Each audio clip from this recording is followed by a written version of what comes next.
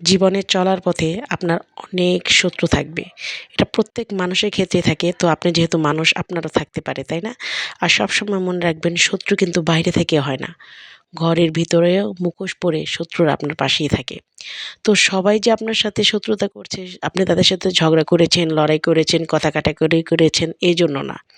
কিছু, কিছু শত্রু আপনার উন্নতি দেখে, আপনার সামনে আগানো দেখে শুধুই শত্রুতা করে। তাদের কাছে আপনি কখনো তর্ক করতে যাননি, তাদের সাথে ঝগড়া করতে যাননি, তাদের কোনো ক্ষতিই আপনি করেননি। শুধু আপনার উন্নতি দেখে তারা হিংসায় জ্বলে পড়ে আপনার সাথে মনে শত্রুতা করতেছে।